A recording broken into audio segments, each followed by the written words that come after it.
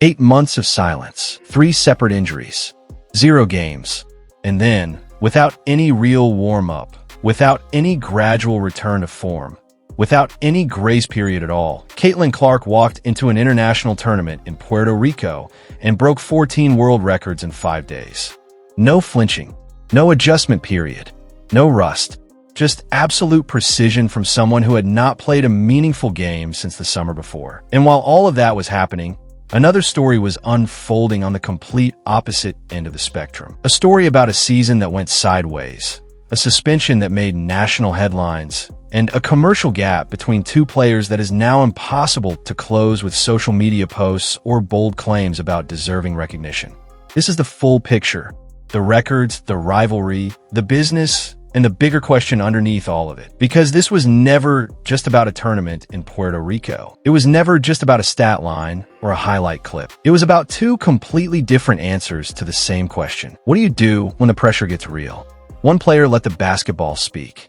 The other one kept reaching for the microphone. Team USA women's basketball just went undefeated at the FIBA Women's World Cup qualifiers. And if you're new here and you want more content breaking down everything happening in women's basketball right now, make sure you hit that subscribe button, because there's a lot more coming and you do not want to miss it. Let's start at the beginning. Caitlin Clark's 2025 WNBA season was supposed to be the moment everything exploded. Her rookie year had already been historic. Record-breaking attendance, record-breaking television ratings, a WNBA that looked like a different league by the time her first season ended. The expectations for year 2 were enormous, and she came in ready to exceed them. Then the injuries started. First, it was her left quad. She missed time, came back, and the fever adjusted. Then her left groin flared up. More missed games.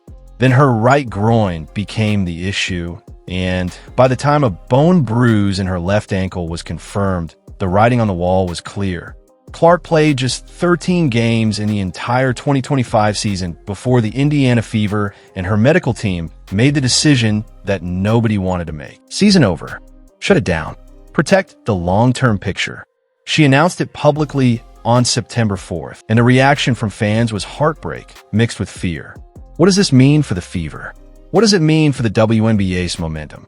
How much damage does 8 months away from game action actually do to a player who had not even fully established herself at the professional level yet? The answer to most of those fears turned out to be not much, but nobody knew that yet. What was remarkable about Clark's handling of the entire situation was the total absence of drama. No social media venting, no pointed comments about bad luck or unfair timing, no public campaign for sympathy. She disappeared from the court, worked on her recovery, and trusted that the basketball would eventually get to do its own talking.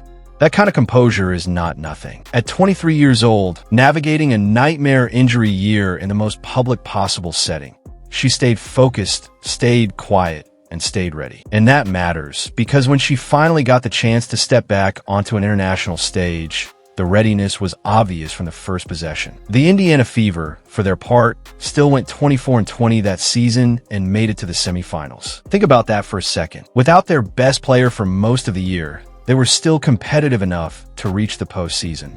Kelsey Mitchell stepped up as a primary scorer. Aaliyah Boston anchored the interior. The system that had been built around Clark's playmaking had already developed enough depth to survive her absence. And that fact, more than anything else, is what made the 2026 setup so dangerous. Because now Clark was coming back, fully healthy, more motivated than ever. She missed her first 7 and knocks that one down, and it's a big one. And she was walking into a roster that had grown tougher without her. The FIBA Women's Basketball World Cup 2026 qualifying tournament in San Juan, Puerto Rico, started on March 11th. Team USA was expected to go undefeated, but the real question circling the entire event was not whether they would win. It was whether Caitlin Clark would finally get her chance to represent the senior national team after being cut from the Olympic roster the year before. She got that chance. And what happened inside those first 19 minutes should probably not have been physically possible. Team USA opened against Senegal. The Senegal squad came out with an aggressive, suffocating full-court blitz specifically designed to disrupt ball handlers before they could even establish any offensive rhythm. Veteran players were visibly uncomfortable with the pressure. The spacing was broken. The ball movement looked choppy. The kind of defense that takes multiple possessions just to figure out, let alone solve. Clark checked into the game off the bench, looked at the same pressure that had been causing problems all night, and proceeded to dismantle it like she had studied it for months. She was pushing pace before the defense could recover. She was threading passes to cutters who had barely finished their routes. She was reading the floor 2 or 3 moves ahead of what was actually happening in real time. 17 points, 12 assists, 0 turnovers, 19 minutes. Those 12 assists represented the second highest single-game assist total ever recorded in a FIBA Women's World Cup qualifying event. The entire Team USA won that opening game 110-46, and Clark, speaking after the game, did not reach for dramatic language to describe what she had just done. She said she was excited, just genuinely excited to be playing basketball again. More than anything, just excited to be here, excited to play basketball again, and it'll be fun 5 games in Puerto Rico. After 8 months of watching from the sideline, after 3 separate injuries, and a season that never fully materialized, her first reaction to breaking near historic records was simply that she was happy to be out there. That level of focus is either something you have or something you spend a career trying to manufacture. Clark just has it. What happened after that first game added another layer to the story. The coaching staff moved Clark into the starting lineup and restructured the offensive approach around a guard-heavy pace and space system. The kind of system that lets her push tempo early, find cutters before defenses can rotate, and create open looks off ball movement rather than isolation. The result was immediate. Team USA's second game against New Zealand ended 101-46. Clark played 23 minutes in that one, more than anyone else on the roster, and posted the highest efficiency rating on the team. And the head coach went on record after that game and said something coaches almost never say in professional sports. He said not starting Clark in the opener was a mistake. Not hedging, not redirecting.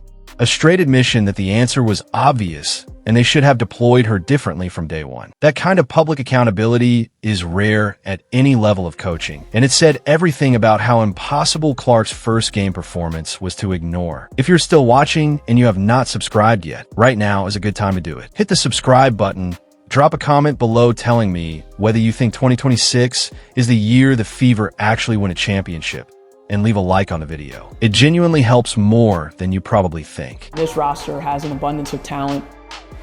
We have multiple players that making their debuts here in San Juan. Now let's talk about the full tournament, because the first game was just the introduction. By the time the 5-game qualifying tournament was finished, the numbers had become almost difficult to process. Caitlin Clark led every single player on Team USA in assists in every single game she played. Not most games, not the majority of them. Every game, she averaged 11.6 points and 6.4 assists per contest across the tournament, doing it in roughly 19-minute stretches, while most high-usage players in international tournaments are logging 35 minutes or more per night. But the statistic that puts everything into its proper context is the plus-minus number. Across all 5 games, Clark's plus-minus was plus 109. That was not just the best mark on the Team USA roster. It was the best mark of any player from any country in the entire qualifying field. Every roster, every team, every player who stepped onto a court in Puerto Rico that week. Nobody had a bigger impact on game outcomes than Caitlin Clark, and she was doing it in abbreviated minutes while reportedly dealing with illness for part of the tournament. Team USA went undefeated and qualified for the 2026 World Cup in Berlin. Clark was named the most valuable player of the entire tournament, making her the youngest MVP in the history of the qualifying event. But there is a specific detail about that MVP award that deserves to be said clearly. She won the most valuable player award for the entire field, and she did not even start most of the games. She came off the bench in the opener, got moved into the starting lineup after that, and was still dominant enough in total output to be the undisputed best player in a 5-game, week-long international event. And she finished with 14 FIBA world records broken across those 5 days. Her response to receiving the award was to show up to the next game and keep playing. No victory tour, no extended press circuit, making the achievement about her personal story. Just more basketball. That is the part that is genuinely difficult to replicate, because talent can be developed and systems can be optimized, but that particular internal compass, the one that keeps pushing even after the applause starts, is almost impossible to teach. When she was asked about her goals heading into the 2026 WNBA season, she was direct. She said she wants to win. Not a deeper run than last year. Not a better personal stat line. She wants to win. And coming from someone who just spent 8 months away from competition and immediately became the most dominant player in an international tournament upon returning, that is not an empty statement. That is a preview. Now, let us step away from the court for a moment, because what Caitlin Clark is building in the commercial space at 24 years old is genuinely unprecedented. Not unprecedented for a women's basketball player. Unprecedented for a professional athlete of any gender at this stage of a career. Start with Nike. Clark's Nike endorsement deal is worth $28 million and includes a signature shoe line with revenue sharing built into the contract. That revenue sharing structure is the important part, because that arrangement is what Nike normally reserves for its biggest and longest tenure partners. The athletes who have shoe lines with revenue sharing built in are a very short list. Caitlin Clark is on it at 24.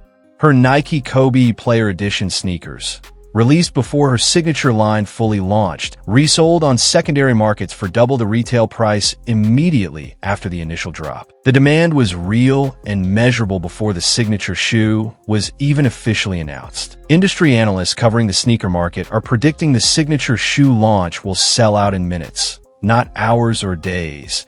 And that prediction is based on data from the resale market, not optimism. Then there's Wilson.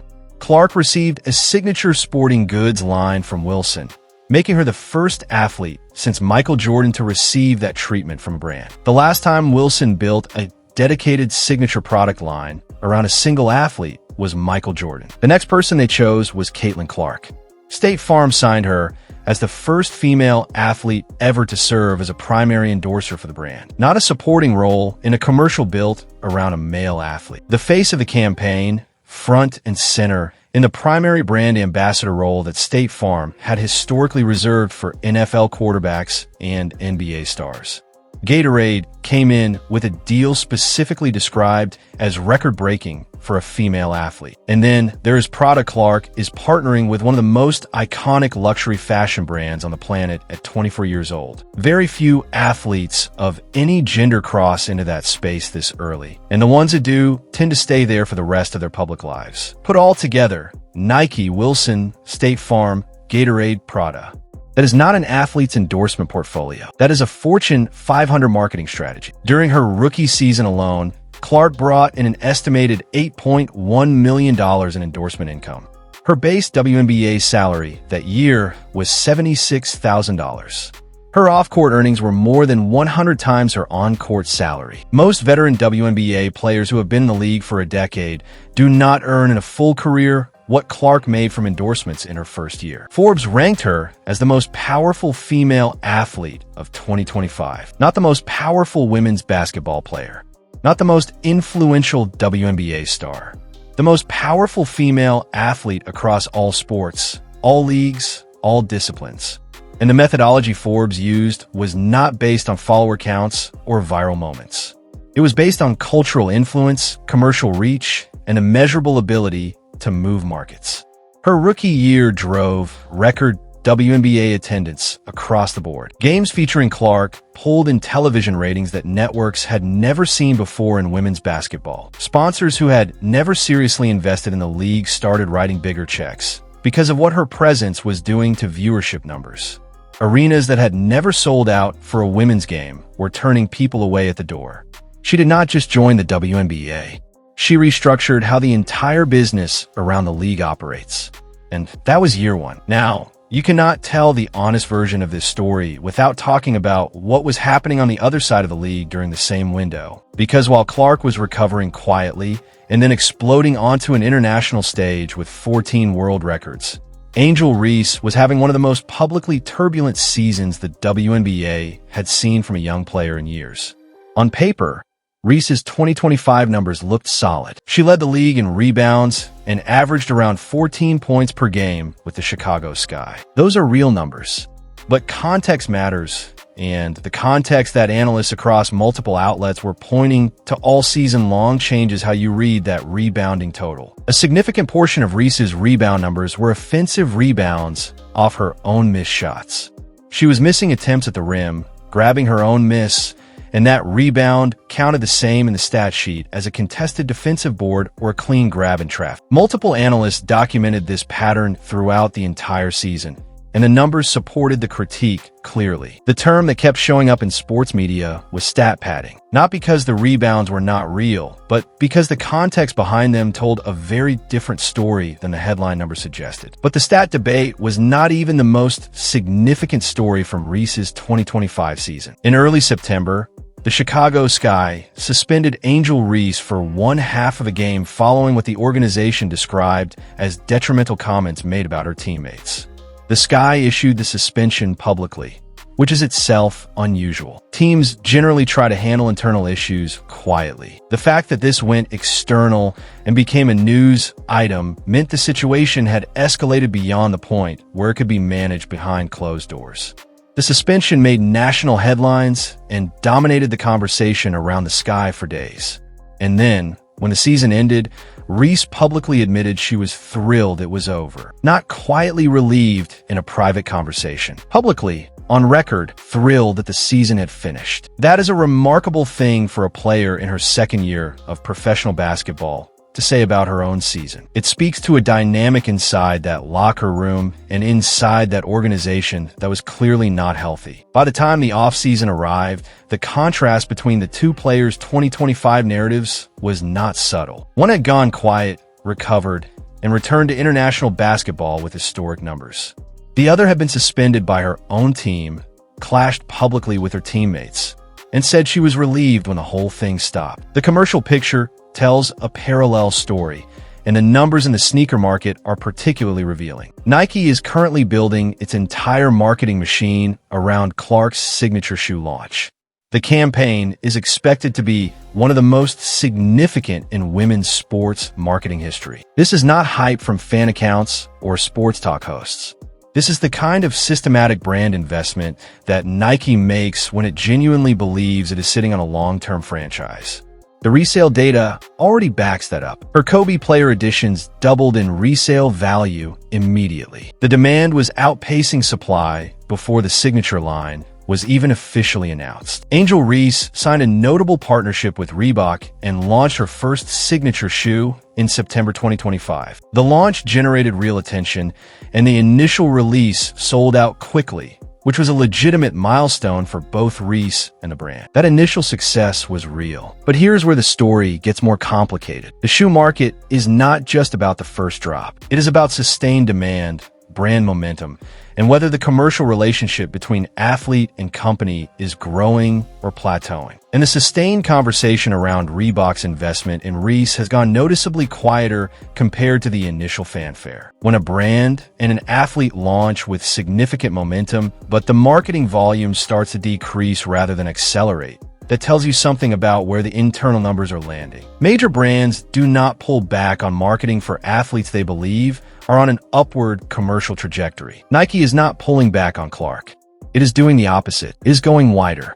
That gap, the gap between an athlete whose commercial infrastructure is accelerating and one whose is stabilizing or receding, is the gap that tells the real long-term story. Because brands are not making these decisions based on personal preference or even loyalty. They have teams of analysts looking at return on investment, market reach, and something that often gets underestimated in these conversations: brand safety. Brand safety is the part of the endorsement conversation that nobody likes to discuss openly, but every major sponsor has a team whose entire job is to track it. These teams monitor public behavior, sentiment patterns, and anything that could connect a brand to controversy, negativity, or divisive narratives. They're not doing this casually. They have dashboards.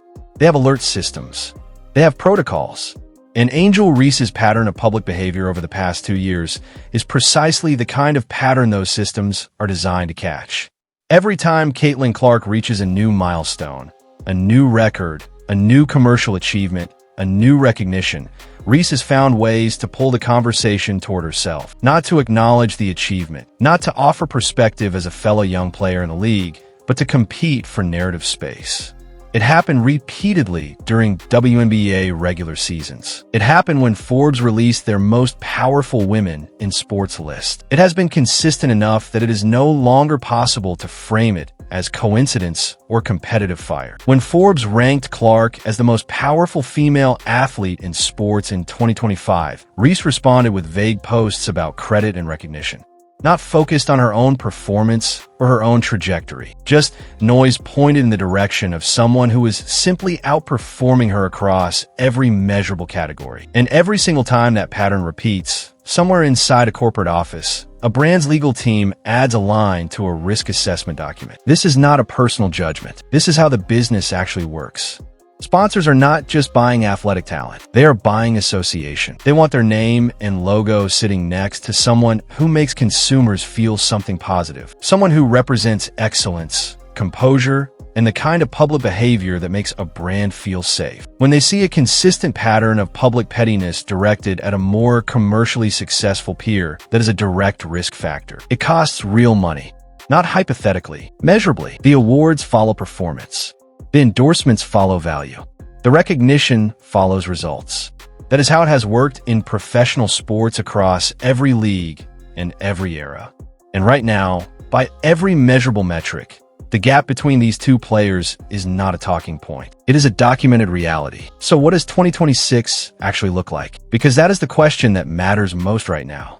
The Indiana Fever are not just bringing Clark back for a third season. They're building around her. The team recently confirmed that several of its home games will be played in NBA-sized arenas to accommodate the demand. That is not a symbolic gesture. That is a logistical acknowledgement that the organization can no longer contain the demand for Clark within a standard WNBA venue. Ticket demand for Indiana Fever games has already pushed preseason projections into record territory. The supporting cast around Clark is genuinely dangerous. Aaliyah Boston is one of the most skilled interior players in the entire league. Kelsey Mitchell is a proven primary scorer who had an all-WNBA caliber season the year Clark missed most of hers. Sophie Cunningham brings toughness and shooting from the wing. Lexi Hull does the work that does not show up in box scores, but determines outcomes in close games. Put Caitlin Clark's playmaking at the center of that group, and the offensive possibilities get very interesting very fast.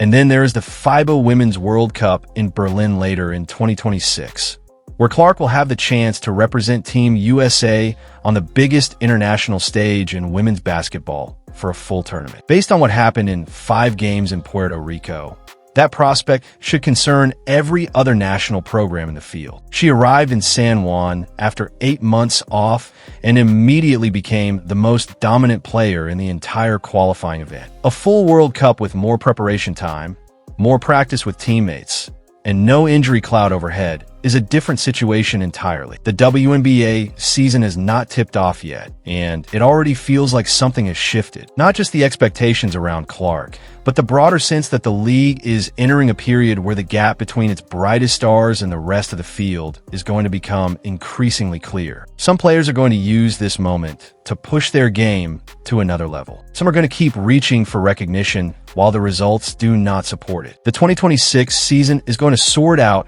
which players fall into which category in a very public and very permanent way. This was never just a story about a tournament or a stat line or even a single breakout performance in Puerto Rico. At its core, this is a story about 2 fundamentally different approaches to the same profession. One player went quiet when the season fell apart, did the work, came back on the biggest possible stage, and let the numbers answer every question anyone had. 14 world records. Tournament MVP.